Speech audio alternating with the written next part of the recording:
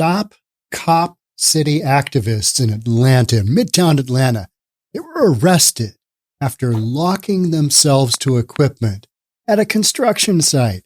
We've got shenanigans in Atlanta. Let's get into it. Here we go. Afternoon to you. Atlanta police doubling down in its efforts to track down those trying to commit different crimes against the Atlanta Public Safety Training Center complex that opponents call Cop City. They're now turning to billboards here in Atlanta and across the country that they hope will help with that. We have the checkbook ready to go, sir. Atlanta's top cop is done messing around as violence related to the city's public safety training center continues. Law enforcement is not going to arrest until we have everyone in jail. Weeks after APD announced a massive reward of up to $200,000 to arrest those responsible, some Stop Cop City protesters aren't stopping. APD says members of the group set a piece of construction equipment on fire Tuesday in DeKalb County. It's not the only recent case. Chief Darren Shearbaum says a man was arrested in South Carolina for vandalizing construction equipment there. Soon, the individuals that have been in the dark of night impacting every one of our neighborhoods will be held responsible as we bring these individuals to justice. The city of Atlanta says there have been more than 80 criminal acts and over 170 arrests related to the training center across 23 states. APD is now putting up billboards in Atlanta and other cities like Seattle, Nashville, and New York to help make more arrests. You will be found, you will be identified, and Seattle. you will be held accountable. Stop Cop City protesters say they've been trying to stop the project for a while, but their voice isn't being heard.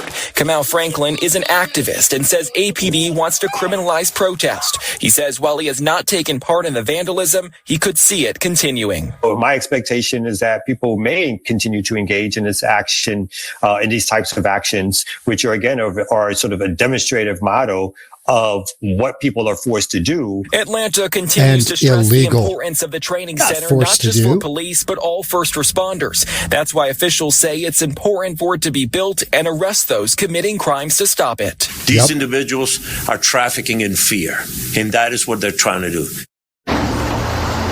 The city says the issues caused by protesters have raised the cost of the training center by about $20 million. Meantime, construction is underway and it's expected to be completed in December. We're live downtown this afternoon. $20 million extra dollars. Now this is a $90 million budget deal. So that's nutty. Let's take a look at another video here.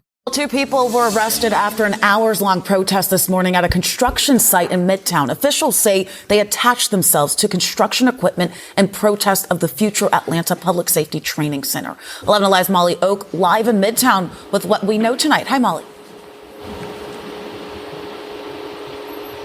Hey guys, the police chief tells me that the protest this morning didn't impact the construction you see happening back there.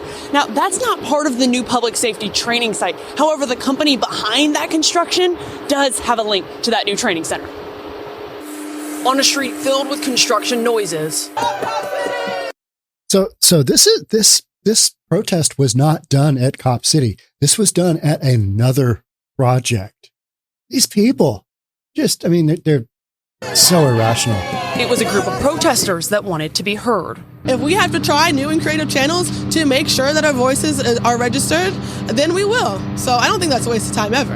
And today, a couple of hours, when Atlanta police blocked off Juniper Street around 6:15 a.m. as its field extraction team worked to remove 2 protesters that attached themselves to a construction company's equipment. We want to slow down construction wherever they're building anything in order to show them that they will be met with continued opposition until the project is canceled. The Atlanta police chief calling this a publicity stunt. This isn't about being heard.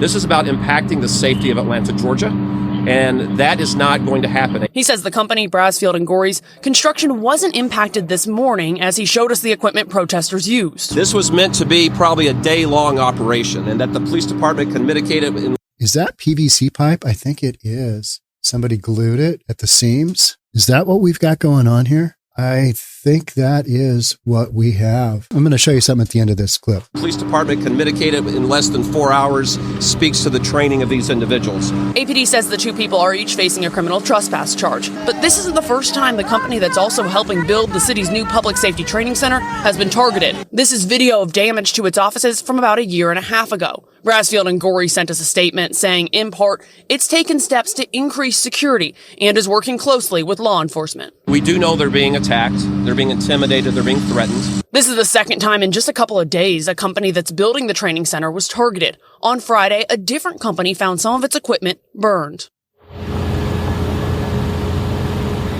Now, when I spoke with protesters today, they told me they didn't know about the fires that happened on Friday. When I asked police, they said they're still working to learn who's behind those fires. We begin with some breaking news in just the past hour. Stop Cop City demonstrators have locked themselves to construction equipment in Midtown Atlanta. This is at Brassfield and Gorey Worksite at 12th and Juniper.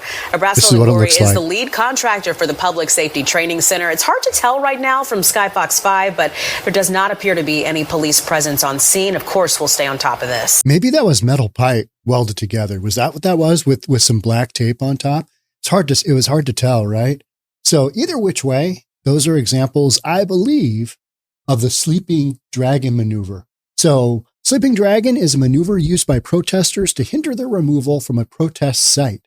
A series of protesters are handcuffed together or they handcuff themselves through PVC pipe, which prevents police from simply using bolt cutters to break the handcuffs to get to the handcuffs because they can't just get in there and clip. They've just got to go through this hardcore, right? Advanced variations include covering PVC pipe with elements which might make it more difficult to break. It looked like there was some tape around that, right? Examples include chicken wire, tar, and duct tape. Another variation is filling a barrel with concrete and putting the PVC pipe through the barrel such that it cannot be accessed without first destroying all of the concrete. That is the technique that the protesters what were they protesting? Gaza. They were protesting Gaza, and they got on the freeway in Seattle. I think I did a podcast on that. Well, anyway, I believe that one included concrete barrels, I think it was. So you can see the police in the previous video, they were cutting with some there were sparks flying. So that means they're cutting through metal. That makes me think it wasn't PVC, that it was metal. I don't know. Metal seems pretty heavy. Although that's a small piece like that, a couple of pieces at a 90-degree angle. Often the protesters will chain lock or otherwise secure themselves to immovable objects. Don't need those anymore. Resulting in a difficult to remove human obstacle.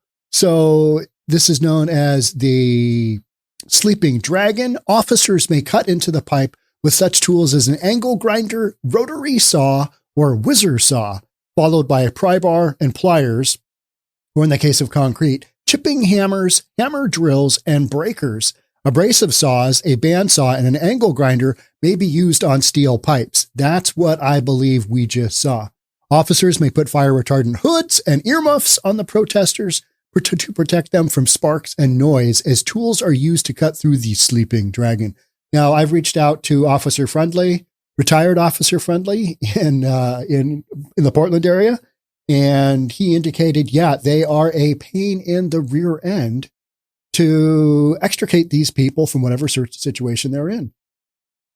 So you could see that 90-degree angle. Somebody has their hands in there. I don't understand how all that works, but I know it takes, because you see the police's backs and all the sparks flying. They've got some kind of massive grinder in there, metal saw. I don't know what it is, but sparks are just going everywhere. I think if the peaceful protesters, if they put themselves in that situation, I don't think we give them anything to, stop the sparks. I think that's just a little bonus on top of things, right? I think it gets a little hot in there. I'm okay with that. So, at the end of this, there's a section in 2018. This is Wikipedia Sleeping Dragon. That's what this is right here. Sleeping dragon maneuver. My fine town, Seattle. In 2018, Seattle police established an apparatus removal team, the ART.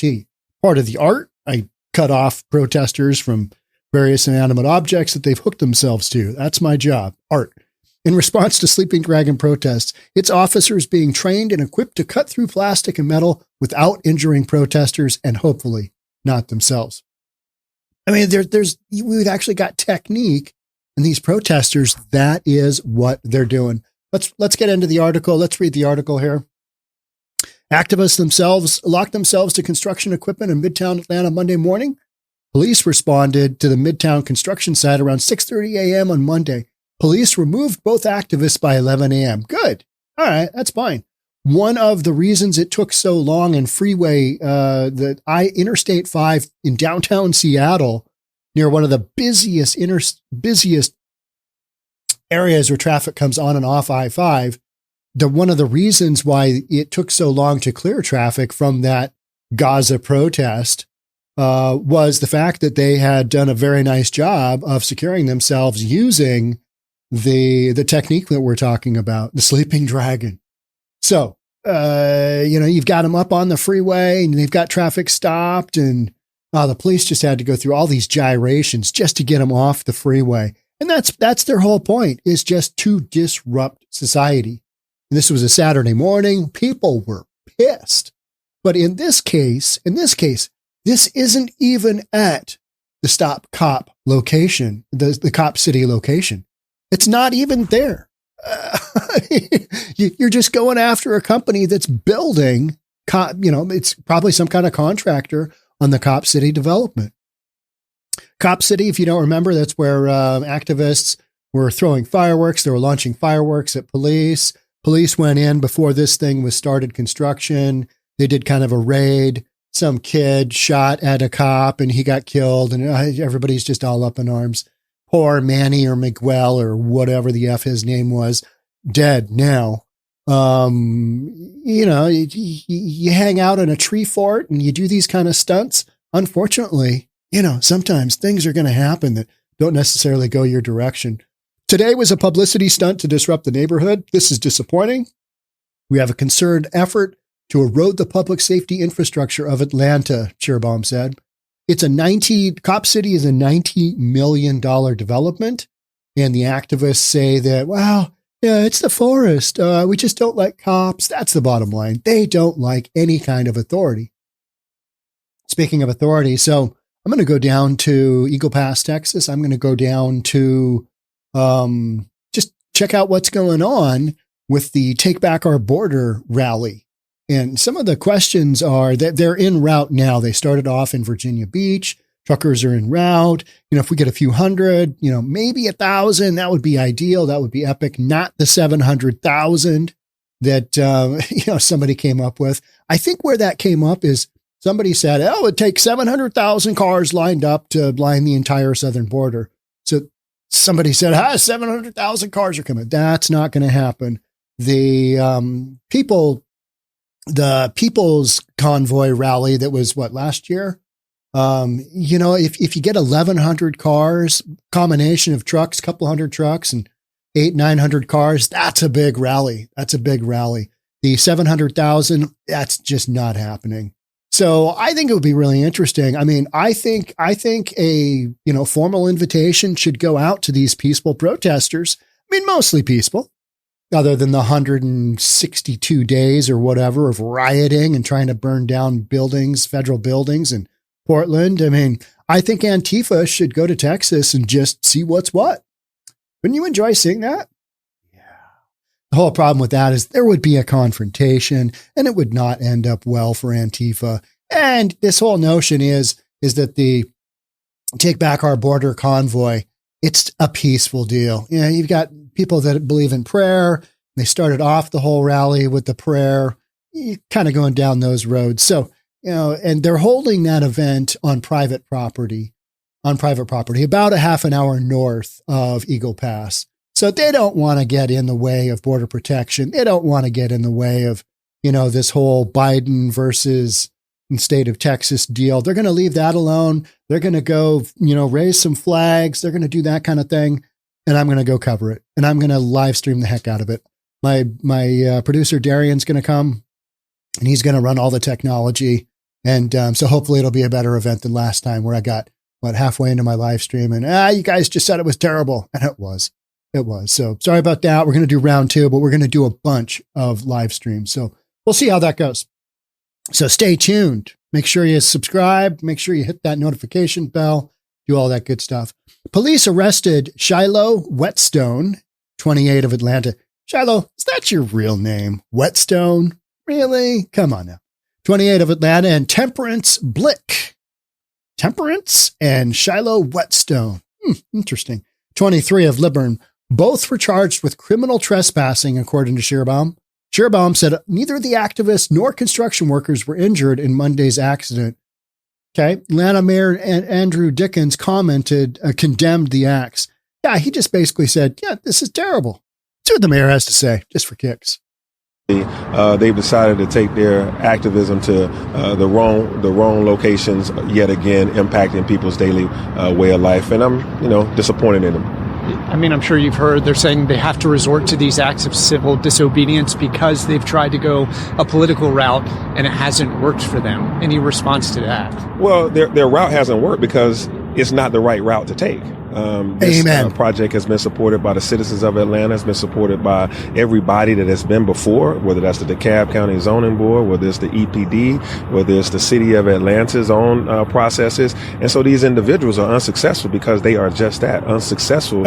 At doing what they seek to do, which is a political aim. It's not about the safety of people. Imagine last year we brought down violent crime by 21%. We had 5,000 young people employed in the city. We had 3,300 units of affordable housing. Where were these people when we were doing this good work that the people asked us for, but yet they've chained themselves to a piece of equipment that doesn't even belong to the city? I'm disturbed by it, and they need to move on from the city for that. Do you worry about future incidences? No. He's done. Mayor Atlanta. He doesn't know where to go. All right, which way to go, left or right? Yeah, they've chained themselves to equipment that doesn't even belong to the city. They don't care. They are just trying to mix it up. Shenanigans to them are their currency, right? All right, we're going to go out. I mean, could you imagine not having a job and just being such a loser? Let's go down to Cop City and we'll just make a mess of it there. That's your whole thing. And then you try and espouse this idea that, you're really getting some change done here. You're not doing anything. I mean, we saw it over at CHOP, right? Oh, there's an update to CHOP. There have been a number of payouts to the peaceful protesters during the Summer of Love. In Seattle, it was a $10 million payout to 10 million to, I think, 50 protesters, something like that. It doesn't come out to a ton per person, and I don't know what the attorney cut was, and because there were some massive expenses, because that's a lawsuit that would have been started, probably late 2020, maybe 2021, carry that through all those expenses. So, the city gets to this point where they say, you know what, we're going to cut a check for 10 million. You guys just go off on your own little deal, go do your thing. And then they take that money and, do activism or whatever it is. So paying out is, these activists know that the city's going to settle because they're going to incur way more in attorney's fees fighting these battles that are just ridiculous. The activists are saying, oh, we got injured. Building our Black Lives Matter garden. It's like they used too much force. It was a war. CHOP was a war. I mean, you had certain segments there towards the end when things were going sideways. So there was a payout there, and there was a couple of other cities that got paid out as well. But those lawsuits are over. But I wanted to kind of give you an update because, everybody always has that. What happened to the CHOP garden? I did a short on that, and we talked about that. I always try and give updates on what's going on.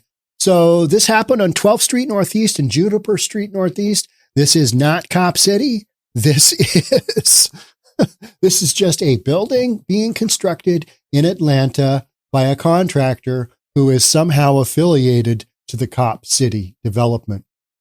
Now, the Cop City development, I think Atlanta the mayor just basically said, hey, we need some more cops after that disastrous Summer of Love. So let's get the cop training center going. It's going to have like field exercise areas, like a, small village so they can go in and, do their domestic assaults. Not that came out wrong, but you know what I mean? Here in the US, the cops doing training for going into that, that building that's got a bunch of people in it, returning gunfire, that kind of thing. It's one of those big complexes, 90 million. Now the budget's over by 20 because of the shenanigans of said protesters who are not peaceful. These guys, I mean, it's so poor.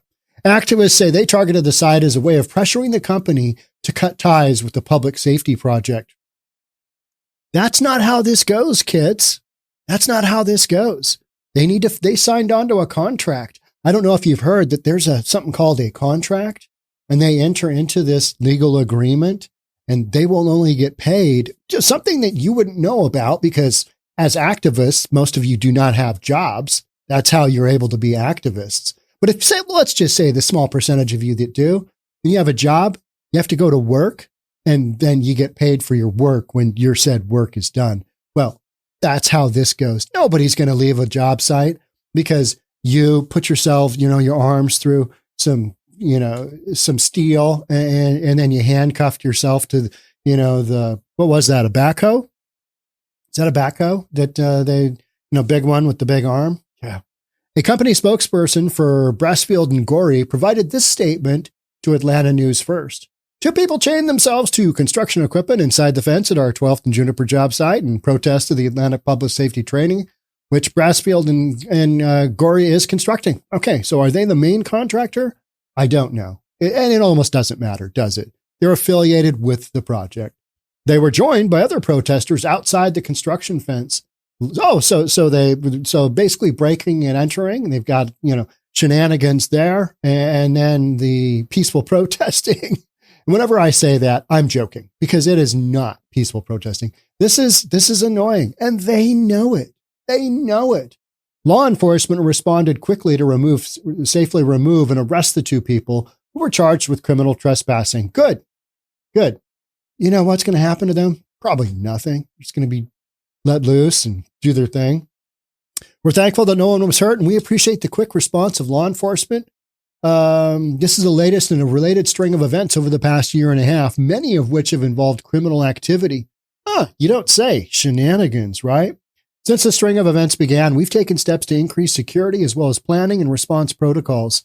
Earlier this month, the city of Atlanta announced the total cost of the training center has increased by roughly $19 million. On Monday, a spokesperson for the Atlanta Police Foundation said roughly $6 million of that increase was due to added security costs at off-site projects. Okay, so of that, we're saying 20, it's 19, and of that is actually $6 million. I didn't obviously read all this article all the way through.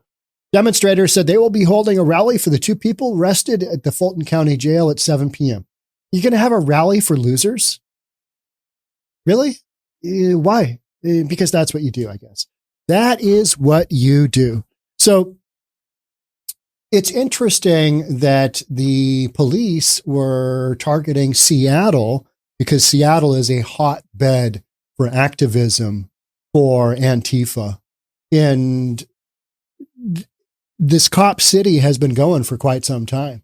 And so now you've just got kind of these incident after incident, yet incidences happened prior to construction. Remember when everybody was hanging out in the tree forts? Yeah, they were living in tree forts. Imagine your 35-year-old son. How you doing today? Good. Hung out my tree fort. I'm down in Cop City. Yeah, I'm down in Cop City. Yeah, it's going good. We've got this place. We're surrounded. And, when they come to boot us out, we'll just have to go. But, we're just hanging out in trees. Build a big tree fort.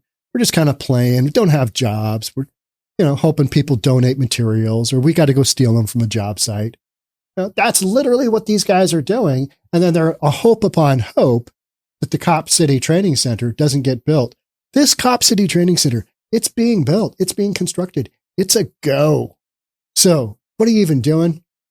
You're just being annoying. But that's what activists do, right? They're annoying. They're annoying. And they get in the way. And they don't have any real reason for why they're doing what they're doing other than activism. All right. Okay. Yeah. I've seen a lot of destruction. I have seen more violence by peaceful protesters. Some of the things that have been said back and forth, screamed back and forth at police officers are just horrific. And you're never going to get anywhere with that kind of rhetoric. You're just not. You're a loser. You're just a straight up loser. And everybody knows you're a loser. That's why you got the big wild hair, because you're a crazy activist loser. That's where you sit. All right. That's it for my tirade about shenanigans created by the mostly peaceful protesters. All right. That's it for me. Love to have you subscribe, hit that notification bell, and don't forget to check us out down in Eagle Pass soon. Look for it soon. Should be on the channel. Make sure you subscribe. Bye for now.